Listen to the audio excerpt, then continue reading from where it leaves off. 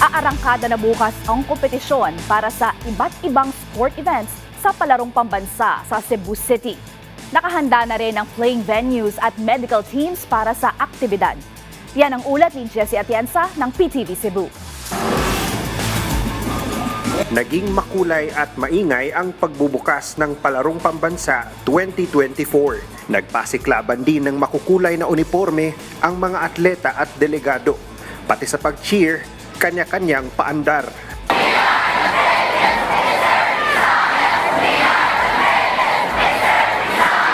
Indikasyon kung gaano sila nagagalak sa pagsisimula ng kompetisyon.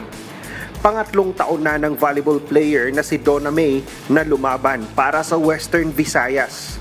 Target ng kanilang kupunan ang back-to-back championship sa volleyball ngayong taon. Focus lang po kami kung ano yung binibigay na role ni coach po, kung ano yung mga strategy na kailangan namin i-work sa inside the court po. Sabik naman sa kanyang unang pagsabak sa pambansang kompetisyon si James na nagmula pa sa Dumaguete City. Isang karangalan para sa kanya ang kumatawan sa Central Visayas sa sports na arnis. Isa lang ang kanilang pakay sa ngayon. Makaklaim ng gold medal at aking mga team. Sana mag-champion kaming lahat.